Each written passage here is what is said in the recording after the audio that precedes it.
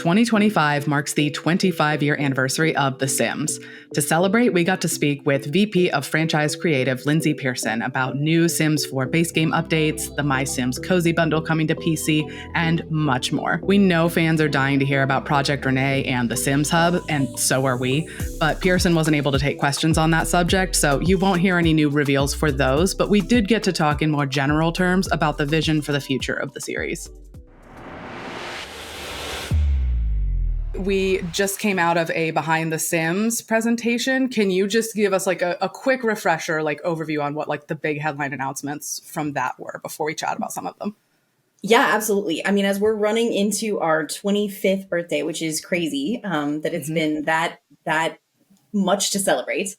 We had a lot of different things that are coming in that we announced as part of our Behind the Sims. We're going to be doing a big birthday live stream for 25 hours, celebrating with a lot of different people, talking about a lot of different Sims experiences over the years.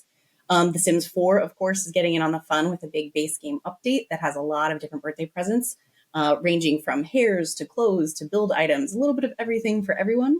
Of course, our free play team is getting in on the fun, and there's a lot of birthday celebrations coming out of that as well. And we announced that the MySims Bundle is coming to PC. If you haven't had a chance to play it yet, it's the perfect time to jump in. One of my favorite parts of The Sims in all my history here. And then there's also new merchandise. If you haven't checked our store lately, there's some really exciting new stuff coming to jump in on. So go check it out for sure. Go look at all the details and all the guests. But I'm excited about all the celebration. One of the things that stuck out to me, because I have historically not really paid a lot of attention to MySims, I admit, partially because it wasn't big on PC, and I know now that those re-releases are happening, it feels like the Venn diagram of interest in the Sims and the cozy gaming trend is like not the same, but the Venn diagram is almost a circle. How do you feel like MySims is going to either change or evolve the relationship that the series has to that trend, to cozy gaming and cozy gamers? Well, I love the MySims because at its heart, it is still very, very Simsy, right? It is these little characters that have a lot of really silly personality, and you get to customize their world, meet their neighbors, make friends with them. And so I love that DNA of the Sims comes through in such a different feel, right? In that cozy feel. It really feels like My Little World in a different way than The Sims does. And each of those characters, you really want to collect them like you do in other kinds of cozy games. You want to get to know them and see what they will do and unlock all their special little goodies. And so I think what it means to me to be able to bring MySims back into the offerings that The Sims puts out there is really working to broaden that approach so that everybody can come into The Sims in a different way. And I have young kids, for example. I love being able to sit down and play MySims with them. It's way more approachable. But even for me, sitting down to play, it's that great cozy, just sit in front of a TV, watch something and play my little game, right?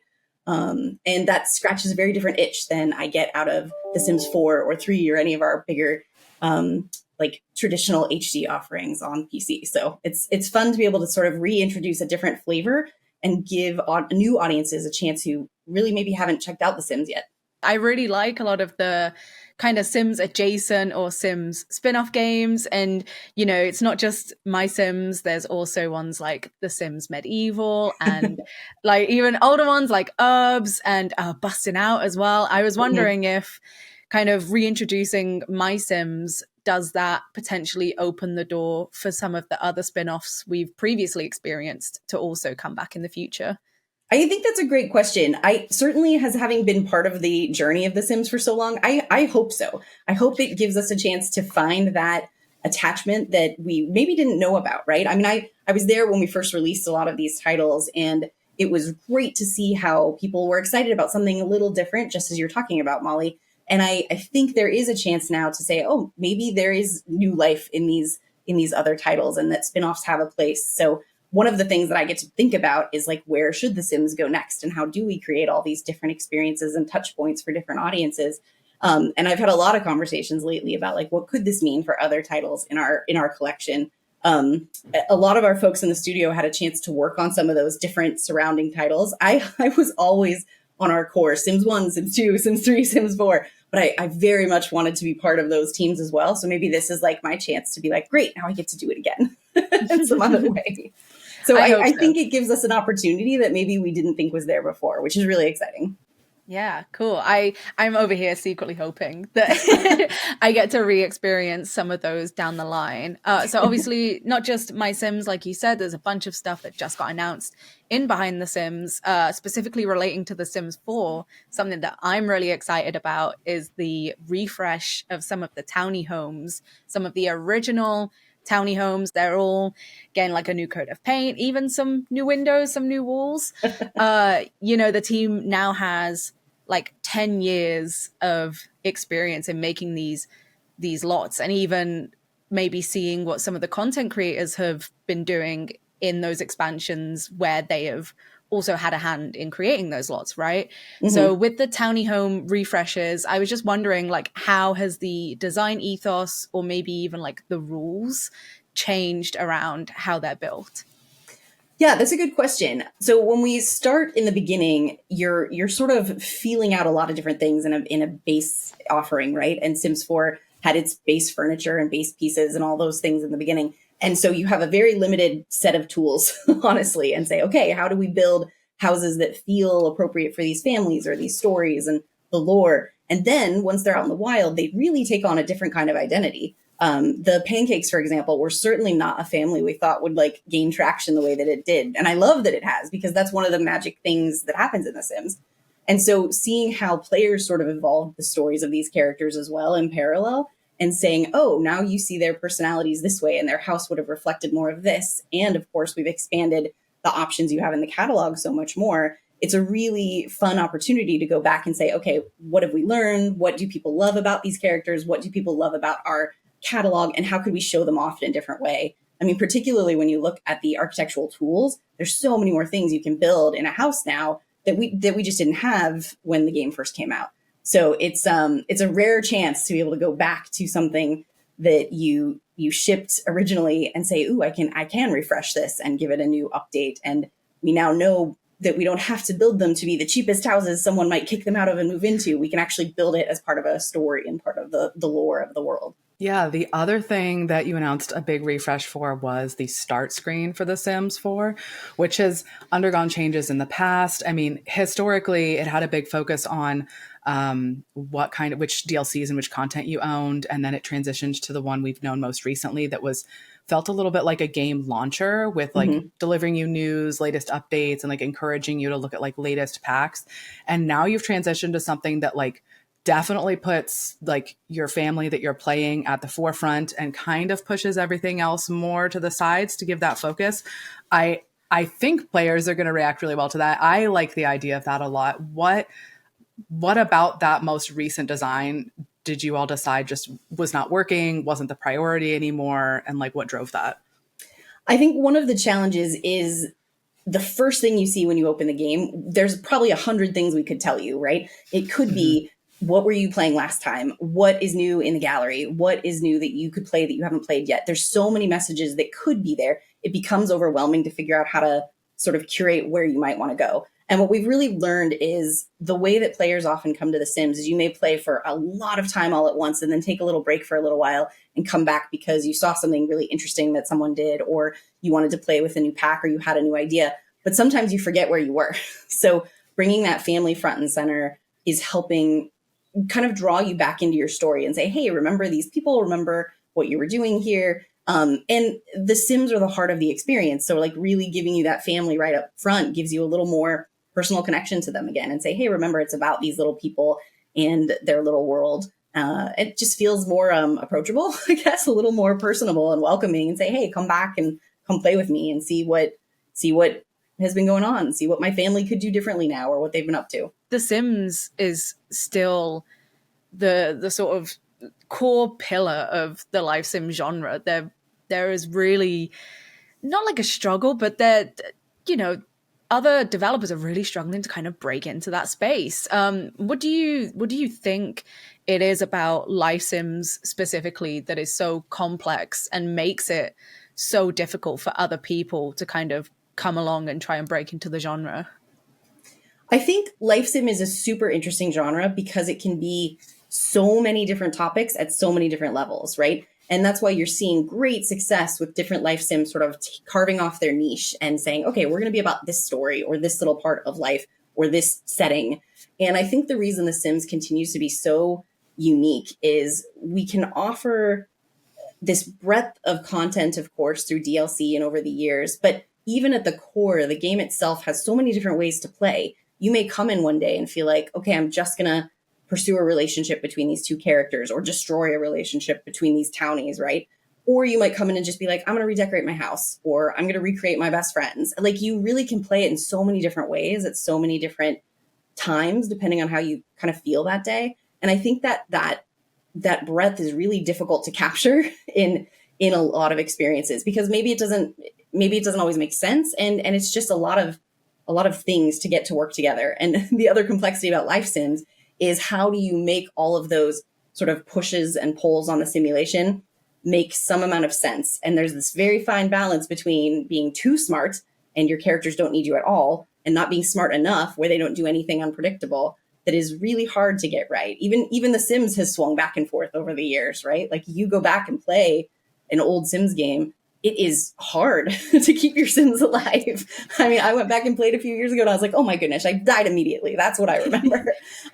Or sometimes you feel like your Sims don't do enough without you. So there's a balance to find there. And I think that all the teams that I've ever met that have been working in this space struggle to find that, which is partially why they end up going after this particular niche, because then you can really focus towards whatever that story is. So it's really that open canvas that is a little daunting. I'm excited to see more people trying, because I think we can learn from each other and we can look at what's going on in the space and see what players are reacting to, which is always great. I like to be challenged and try new things. But yeah, I think that's one of the things that keeps The Sims unique, is we've found this sort of magical Venn diagram of creating things and caring about these quirky little weird people and like their little lives. And it's, you can change it. If you're sick of playing with those characters, build houses. And if you're, sick of building and you got frustrated with it, then like, go watch them burn something down. Like, it's fine. You can kind of hit either end of the spectrum.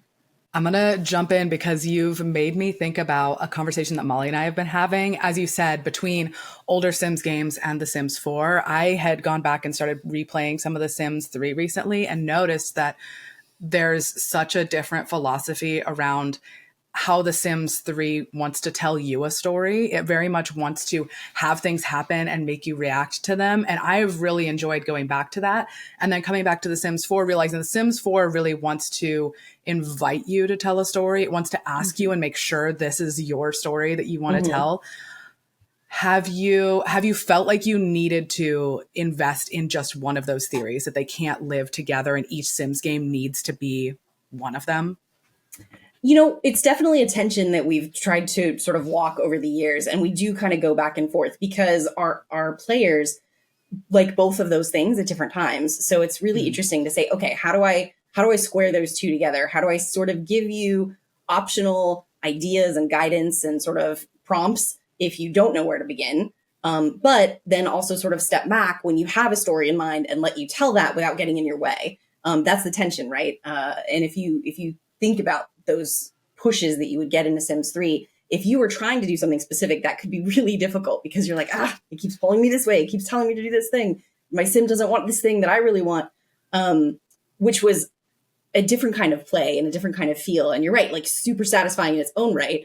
Whereas The Sims 4, as you said, is very much like, okay, you want to go this way? All right, I'll kind of help you go to the left a little bit more. But maybe it doesn't challenge you in the same way. So we've seen people actually continue to play both of them for that reason, because they kind of offer you the chance to sort of push on that simulation and that life game a little differently. And I actually like the idea that they can all coexist for that reason, because I think they do scratch different itches. I think they do offer you a different way to engage and push back. But trying to solve it all in one game is, I would say, the ongoing mission. Like, how do we give you both flavors in a way that feels satisfying, that makes sense within the universe of that particular game? So like within The Sims 4, how can we give you more of that pushback in a way that doesn't feel counter to the way you might have played before? And you may have seen us experiment with that over the years, right? If you look at I'm going to get its name wrong. Oh no, Stranger Town. Strangerville, yeah. Thank you, Strangerville. I was like, I knew I was going to get it wrong. Too many words. You're just testing us. You're testing us to make sure that we know what we're talking about. We'll say that. That actually was a really fun experiment for us, because as a team, we created a pretty like linear story, honestly, that you could like go through. But you as a player could still be like, I'm actually just going to let everybody be like infected and like wander around town. It's fine.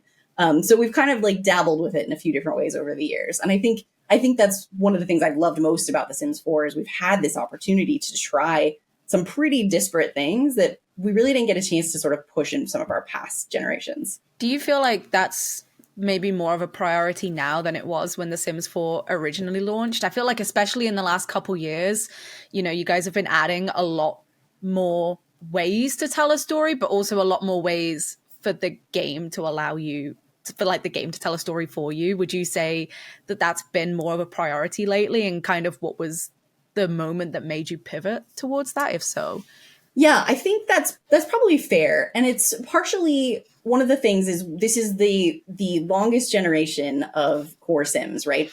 And so we hit a few thresholds we didn't really expect, where the audiences coming in had been so like hadn't been engaged with us at the very, very beginning. And they finally sort of felt interested enough, you know, after many, many packs. And you're like, oh, how do I help you understand all the content that you could even access? And how do I help walk you through all of this content and offer you different ways to engage with it? And so that's where some of the things you may have seen, like our scenarios and the work we've done in ambitions over time, are trying to help introduce you to all the content that's even there. Just the other day, I saw an article about someone who was talking about frog breeding, which has been there since base game, but like people don't know about it. And so it's just this discovery challenge, honestly. So it's not so much that it was a pivot, but a recognition that as we add even more and more options and opportunities for stories, even if you don't have a bunch of expansion packs, how do we explain it to you? How do we walk you through it? And how do we give you those sort of on ramps and off ramps to say, okay, you need a little bit of help to understand this part, cool, but now you're ready to do it on your own. Okay, like go ahead. And I think that's a different approach than we took in past games, just because it's just been more time. We've had the opportunity to sort of see the game grow beyond what we had experienced in past generations. And our players are playing so many other different types of games. You know, sometimes they do come in and say, okay, I'm going to solve this specific problem or this specific challenge, or I'm part of this community challenge that's going on. And then sometimes they just need an idea. They need a little spark, a little catalyst to say, oh, okay, I'll try that now. And so we've had to sort of think about how to approach our design with a little more of that curation and encouraging of that discovery. So one thing that you hear players say a lot lately is that The Sims deserves to have some competition. We've already talked about how you've been alone for a long time. And as you said, you relish the idea to like be challenged and like learn from other people.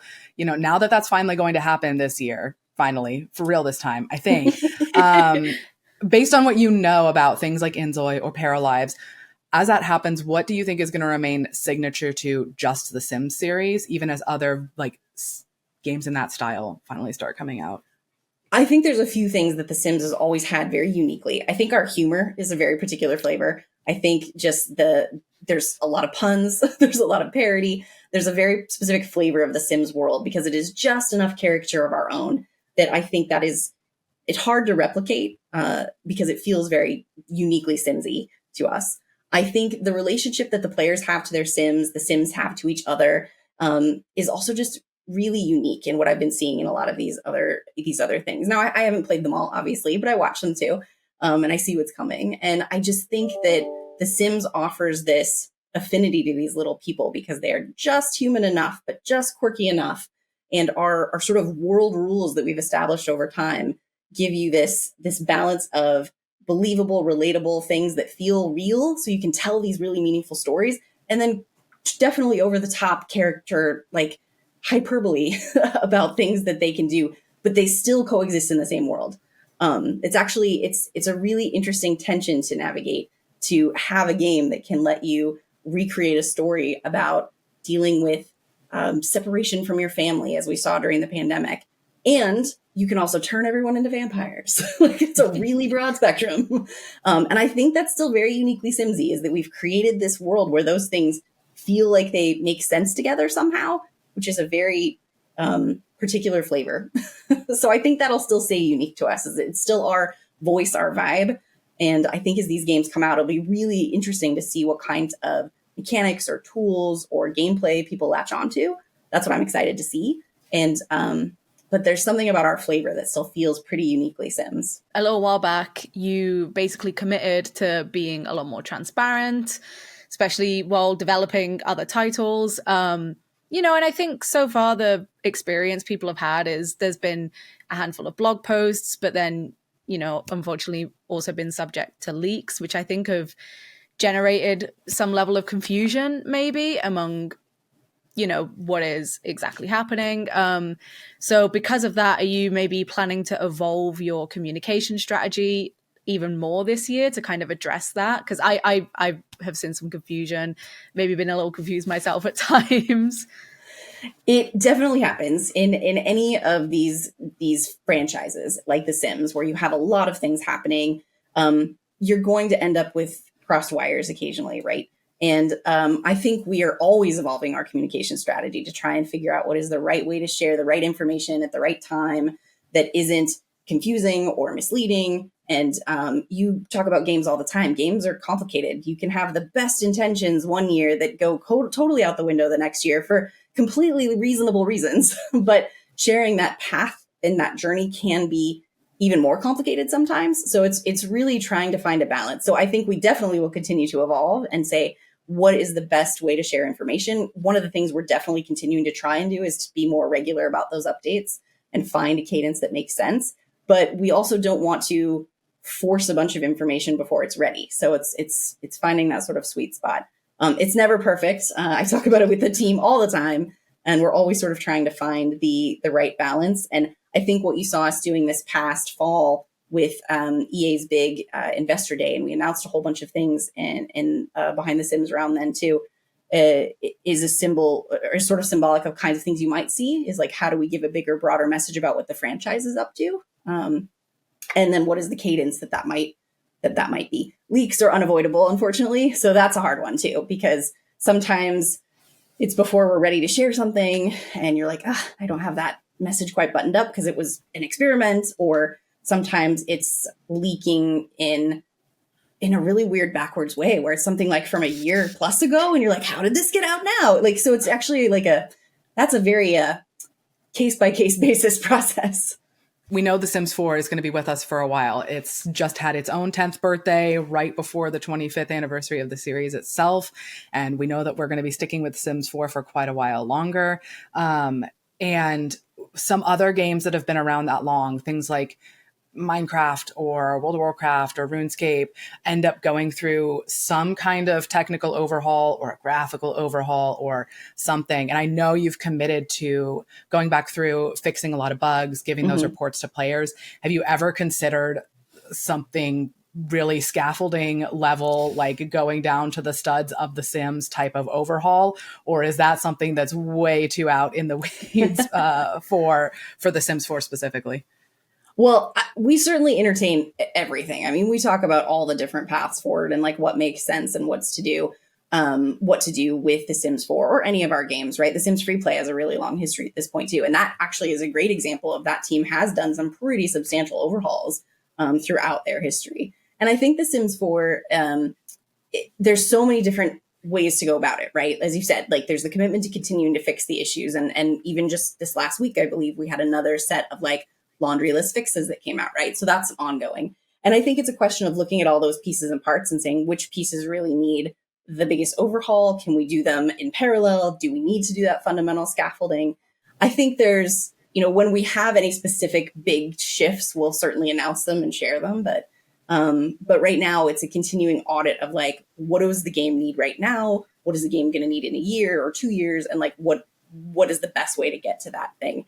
After all these years, what is the kind of the mantra or the motivation that keeps the Sims team kind of invested in innovating constantly for the gaming community that no one else is like really serving right now? I mean, I myself have been with The Sims for so long because I think we are just so unique in the world of games. And I love that we offer something that you really can't find in any one other place. Like maybe you could go find another building tool. Maybe you could go find some interesting relationship simulation thing, but getting them all together under one roof and one experience in all the different ways we've done it over the years just is so unique. And I think the team is so motivated to keep offering these tools and these pieces out to players because they turn it into something incredible, right? As much as we build really fun things behind the scenes to have new inheritance systems in the life and death path or whatever, the players then go turn it into these amazing stories and these incredible tales, and they bring all this meaning to it and this just sort of weight to it that we can sort of feed, but we can't actually build ourselves, and if that makes any sense. And I think that is just so unique in the space. Quickly, as you were talking about players making stories, I wanted to ask if you've had any over the years, like the strangest, the weirdest, the most interesting like challenge or type of story that players tell. There was a time like a couple years ago where people are doing those like open side doll houses and letting them run for like 24 hours of real time and seeing what Sims would do and like if they could survive it. What are there any things like that just like brought you joy over the years that players do? Oh my gosh, that I don't even know if I could pick one. Because there's so many different approaches. And again, we've seen everything from like super emotional ones to like super crazy ones. I definitely like the over the top ones. I think it was a couple years ago, and someone was posting a whole, I want to say a Reddit thread or Twitter thread about the Sims who like lived in a house, but then were running like a painting studio out of the basement. And it was this really intricate story about like this Sim who lived in the basement and was feeding this family paintings and they didn't know about him. It was this very complicated thing going on. And I can't even remember the details, but what I appreciated was the storytelling of it. Like the person who was sharing all of these posts and updates had so much personality they were infusing into these characters and all of this like, not logic, but like reasoning behind the scenes of like, oh, this character is really worried about this thing. And that's not what the game was doing, but like that was how they were telling the story, which was amazing. And I love those things. And the other one that sticks out was a Sims 3 one, because the open world was such a new novel component of the Sims 3. There was a player who told the story of living as a homeless Sim, which was super interesting. They didn't give their Sim a house. It was all about how can they live in this open world. And again, that was novel at the time because we'd not been able to do that in past Sims games. And I'm honestly just blown away all the time at the things people can put together and make stories out of. And I'm just like, whoa, we didn't expect that. That's amazing. And so we always then sit back and be like, ooh, what could we add that would like make this story more interesting, or add a little twist, or give them a new toy to play with, basically. We have the 25th anniversary, and then we have the 10th anniversary of The Sims. And like I said, we know The Sims 4 is going to be with us for a while. Where do you see The Sims 4, I guess? Where do you see yourself in 5 years? Where do you see The Sims 4, whether it's in 5 years or 10 years? I mean, as you've said, breadth of content has been a big focus for The Sims 4. Do you think it's going to continue developing wide that way, and that is the Sims way, is just new experiences sideways forever, kind of, and fitting them together? I think, given that we're at a sort of time threshold we've never been at before for a generation, we're going to start doing a little bit more of both. I think you'll see us going and revisiting parts of Sims 4 and saying, maybe this skill could be reworked and rethought out, or this new theme means we have to go back and revisit this other core piece. I think you're going to see a combination. So it's not just new breadth of content, although there is endless amounts of things that we could go after that we would love to keep adding to the game. But also then, how does that impact some of the systems that might already exist, whether that's skills or jobs or whatever? You've seen us dabbling in that a little bit too. The Love Struck EP that came out earlier this year was a really good opportunity to go back and think about some of our relationship systems and like how they all integrated. And so I think you're going to see a bit more of that, of not just broad new things, but like, how does that impact potentially old things? They're not old, but how do they impact existing things? And actually, that's really fun. The team loves being able to go back and say, oh my gosh, now that I have all this experience, I would totally do gardening differently or something. They like being able to go back and evaluate that. Nice. So the future of Sims might be bringing us a lot more refreshes. We've been talking about like some of the refreshes that just got announced, but that might end up being like hand in hand with future development, kind of as the way we've seen the last like couple of years. I think there's a lot of good opportunities there, and things that we could refresh in ways we hadn't considered at the time, knowing what we know now. Yeah, we've had the Spa Day refresh, that pack refresh already, right? And I mean, I remember doing a survey back in like the end of 2019, early 2020, where it was like, which packs would you like to see refreshed. So like potentially getting to visit that and revisit some of these packs that I really enjoy. Sounds really exciting. It's there's so much that you can go back anytime I open it, because I'm playing with my daughter again, and I'm just like, oh right, I forgot about all this, let's go play with that. So it really is kind of a fun treasure chest to just crack open and be like, oh right, here's this little piece that I hadn't looked at in a little while. That is, I think, all of the prepared questions that Molly and I had for you. Was there anything else you wanted to impart today about the history or the future of The Sims that you wanted to leave us with? Oh man, I feel like I should have prepped a big final message. I mean, I have had the honor of being part of The Sims since The Sims 1 Vacation. That was my first pack. And I think that The Sims continues to be this kind of funhouse mirror to the world. And that's why it keeps growing and evolving and shifting and changing. And it's certainly one of the reasons that I've been part of it for so long. And I think that people, whether you're new to The Sims or you've been with us all along or for many of these years, there's always something new and different and interesting. And join the community, connect with all of those creatives out there, and you'll learn a bunch of stuff you had no idea was even in the game. Thank you for just talking about The Sims with me for a bit. I love talking Sims. As do we. Yeah, we do too. Thank you so much for joining us. We really wanted to be able to celebrate, the 25th anniversary and talk about what's just happened and what's coming up. So we'll look forward to a future of more announcements and more Sims this year. Absolutely. Yeah, thanks so much, Lyndsay, for joining us. Thank you, Lyndsay. Thank you. Bye.